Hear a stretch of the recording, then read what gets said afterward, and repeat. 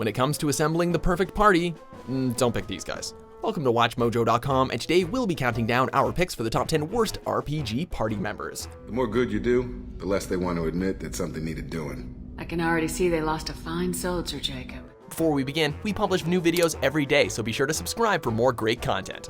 For this list, we're looking at companions across role-playing games that have annoyed us to no end, whether it be because of their personality or simply their overall uselessness.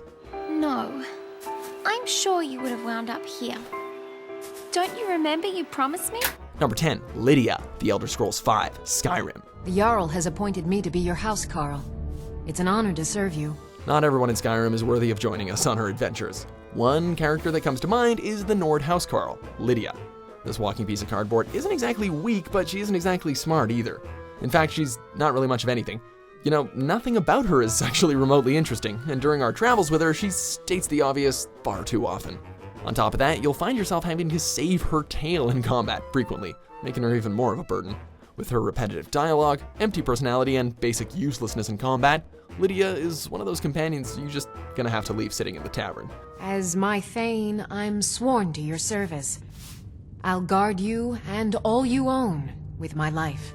Number 9, Cloud Strife, Final Fantasy Tactics. Cloud Strife will always be one of our favorite Final Fantasy characters, but Tactics has to be his worst outing yet. Unlocking him is a total pain in the ass, and your hard work won't be over after you recruit him. You'll not only have to grind to get him to the same level as the rest of your party, but you'll also have to retrieve the Materia Blade if you want to access his limit break skills. He may have high attack and magic, but all that work leaves us questioning if unlocking him is even worth it at all. Spoiler alert, no, it isn't.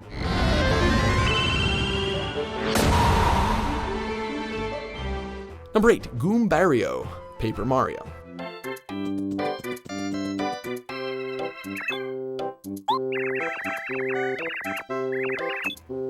As much as we like the idea of a Goomba for a friend, did we really have to have one as lame as Goombario? I guess he's kinda cute, but this little guy just isn't very good in combat. Well, okay, he's alright in the first portion of the game, but it's highly unlikely that you're gonna use him later down the road given his terrible moveset. Why do we need someone who plays like Mario when we already have Mario? Plus, his charge move only increases his attack by a very small margin. We know it stacks, but 10 damage in 5 turns really isn't worth it. Goombario is just weak sauce, dude.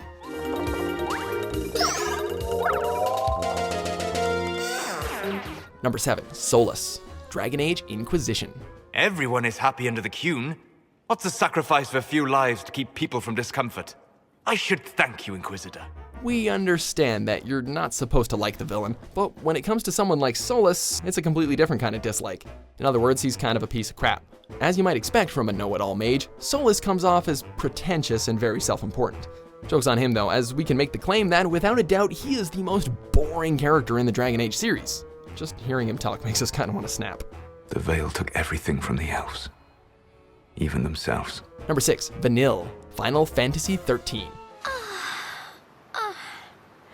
How's the scrape? Huh? Fine. There are a lot of unlikable characters in this series, and we mean the Final Fantasy XIII series because they made like 3 of them. However, if we had to choose just one, Vanille is the absolute worst.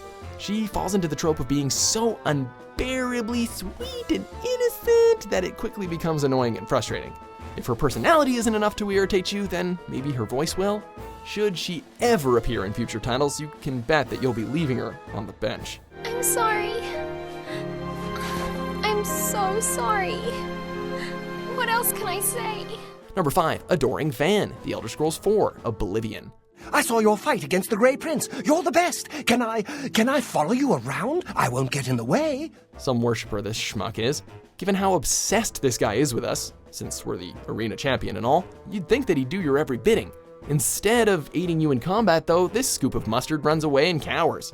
Sometimes he'll run around in the middle of combat, nearly getting his whiny ass killed. Your patience will definitely be severely tested, and you'll soon find yourself wanting him to basically die. By Azura, by Azura, by Azura. Look at all the different ways we can get rid of this chatterbox until he respawns a couple of in-game days later. Crap! Golly, you're the best. I'm going to follow you and watch you and worship the ground you walk on. Let's go. Number 4, Ian, Fallout. It's truly jaw-dropping how this guy has managed to even survive the wasteland. You'll be regretting your decision in enlisting his help faster than Preston Garvey gets the word out to you that another settlement needs your help. Ian is a total idiot when it comes to combat. You can give him all the best weapons and ammunition you want, and the guy will never figure out how to reload, let alone how to switch weapons. He'll quickly resort to fists and will chase the enemy to the ends of the world too. So, if he dies in combat, or you can't seem to find him, your best option is to just cut your losses and ditch. Number 3, Jacob Taylor, Mass Effect 2. I'm all right. The others didn't make it. What are you doing here? I'm supposed to be protecting these people from the elusive man and his attack dogs. Assembling your party in a Mass Effect game is about more than just combat ability. The characters you choose to be by your side will drastically affect your experience in the game's story. Virtually the only thing wrong with Mass Effect 2, Jacob tries to act all brave and bold, but only ever comes off as thick-headed. It's kinda like he wants to be the hero or something. The game tries selling us on the fact that he's a strong soldier, but his bland personality is what keeps his butt on the bench. The only time you'll bring him on a mission is probably when he's the only party member available at the beginning of the game. Otherwise, he can just stay on the ship. Number 2, Yoghurt, Shining Force. Look, we love Yogurt's design. He's an adorable little gopher thing with a helmet. We would love to have him in the party if his stats weren't so utterly terrible. Yoghurt joins at level 1 with 1 HP, 1 attack, 1 defense, and 1 agility.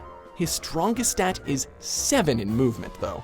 Here's the real kicker. No matter what you do, Yoghurt can never level up. He's permanently stuck at level 1. If, and this is a big if, you do manage to kill an enemy with this adorable little weirdo, you'll get a Yoghurt ring, which you can equip to any character to make them look like Yoghurt. Great. We hate to say it, but this little guy is going to have to sit out this adventure. Number 1, Cait Sith, Final Fantasy VII.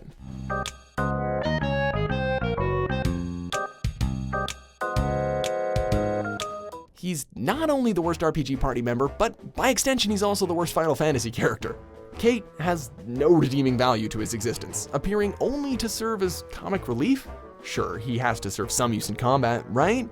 Well, if you're a gambler, most of Cait's limit breaks are based on luck, which means his attacks range from unbelievably powerful to completely weak.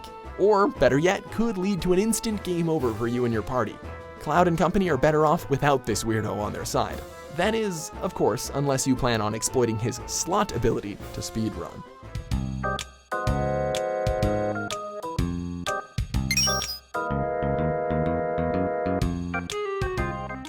Do you agree with our picks? Check out these other great clips from WatchMojo and subscribe for new videos every day.